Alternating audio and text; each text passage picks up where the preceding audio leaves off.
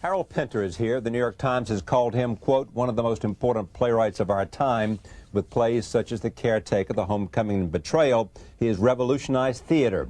His blending of language and silence has influenced many playwrights. This summer, the Lincoln Center Festival celebrates Pinter as a playwright, an actor, a director, and a screenwriter. 9 of his 29 plays and 8 of his numerous films will be presented during the festival. I'm pleased to have him back at this table. Welcome back. Thank you very much. So how do you feel about all this? I mean, at 70, all of a sudden the Lincoln Center says, let's have 9 of those plays and celebrate Pinter. Well, it's gratifying. Yeah. I'm very happy about it. It's also very demanding, the whole thing. But I'm happy about that too. I like to be challenged, and I think this is a challenge for everyone concerned, to do 9 plays in 2 weeks. Yeah. Are you sorry at all that in a sense, a man who began as a actor, even way back at RADA, ended up spending most of his creative life as a writer? No, I'm not sorry. I'm not sorry. I still do a bit of acting. I know you do, but it's not what has driven your career. No. But I was also, even long before I was an actor, I was a writer. I was a poet when I was about 12. I know, yes. So I'm essentially, shall we say, a poet. Yeah, you think of yourself most of all as a poet? I think of myself mainly as a writer. Yeah. But I'm simply saying that I was, I did start acting at school when I was about 16. I played Macbeth and Romeo. Yeah, that's right. How do you know all this? Well, we hear about you. And were you bitten by it then? I mean, the notion of being able to go on stage and do your stuff? No, then, when I was about 19, it seemed to me the only way I could possibly earn a living was by acting. I had no intention of going into any kind of office. And I managed to just stagger along and earn a few pennies, acting. But I was writing all the time anyway. Not plays. I didn't start writing plays until the mid-50s. Yeah, why? I mean, one of the things that, by the way, does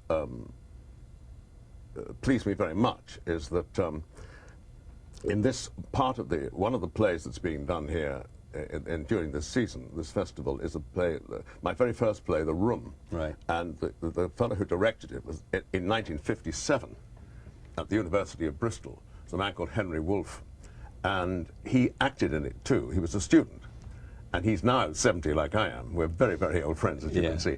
And he's acting in it again, that's great. in The Room. So that's, I'm doing that.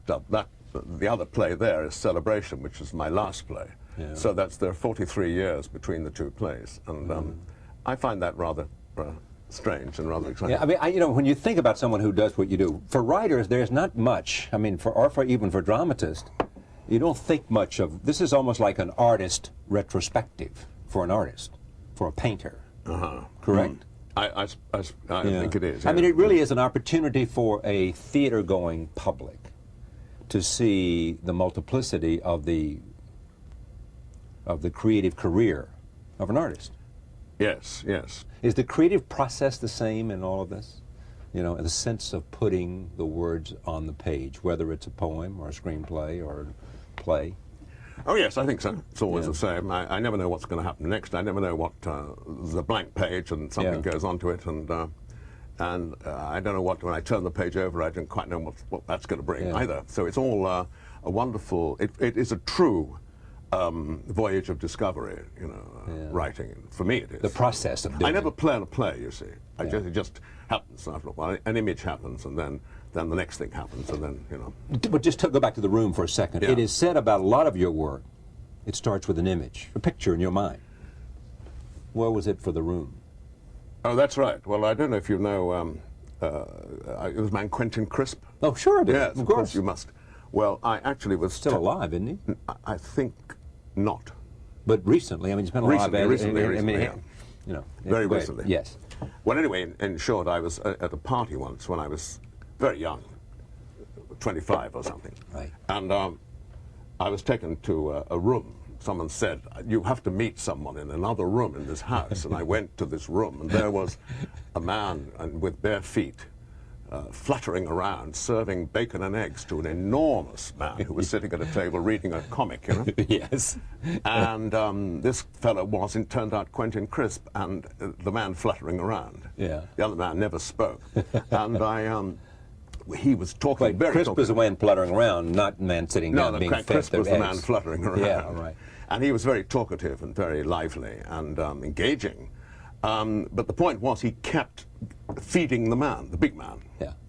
And when I left the room after about 10 minutes, this image didn't go away. And finally, a couple of years later, you know, or a year later, my friend Henry Wolfe from Bristol said, I told him about this, and he said, well, why don't you write a play about it? I said, well, I will, but I might. Yeah. And then he called me and said, where's the play? And I said, what play? And he said, well, you must, you said you were writing a play, and I need it in 2 weeks because I can do it at Bristol, you see. Yeah. So I said, out of the question, but then I did write the play in 4 days. Yeah. And I changed Quentin Crisp to a woman. Right. You know. It's a woman fluttering around, serving bacon and eggs to a man, to a man sitting there. Oh, sure. Yeah, but everything else was the same in a sense. You just gender changed, or did it give you an opportunity to play dynamics of sexual roles? Well, the play, I mean, all I saw was that image in that room, so that was the starting image for the play, certainly. But the play itself becomes a very violent piece of work, very unexpected, and quite startling in a way. So it startled me at the time. Yeah. But you didn't know. When you start writing, you don't know where it's going to end. No, I do not. I do not know. You don't write an entire draft and then come back and work and work and work. I do write an entire draft, but I never, and I do, I mean, and then I work and work and work, certainly. Yeah. But the principle of the draft, the gist of it, is the play, you know, the first draft. The betrayal. Tell me where that came from. Betrayal? Yeah. Well, I did actually have, that's the closest to my own life that as a play that I've written, in that I did have an affair with a woman in London years and years and years ago, when I was in the 60s. And this affair did go on for about 7 years.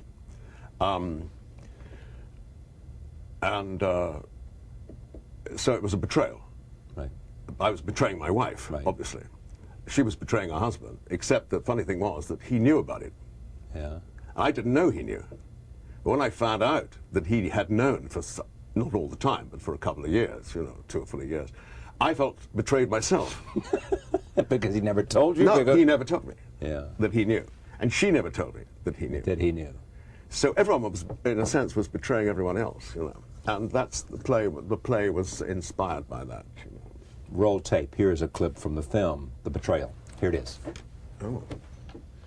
I'm very grateful to you for coming. Oh, for God's sake. Look, what exactly do you want to say? I don't know why she told you. I don't know how she could tell you. I just don't understand. Listen, I know you've got... Look, I saw her today. We had a drink. I haven't seen her for... And she told me that you're in trouble, both of you. And so on. I know that. I mean, I'm sorry. Don't be sorry. Why not? The fact is, I can't understand why she felt it necessary, after all these years, to tell you so suddenly, last night. Last night? Without consulting me, without warning me. After all, you and me. She didn't tell me last night. What do you mean? I know about last night. She told me. You were up all night, weren't you? That's correct. And she told you last night about her and me, did she not? No, she didn't. She didn't tell me about you and her last night. She told me about you and her 4 years ago. So she didn't have to tell me again last night, because I knew. And she knew I knew because she told me herself 4 years ago. It's a great moment for him because he knows he has something he didn't know. That's right.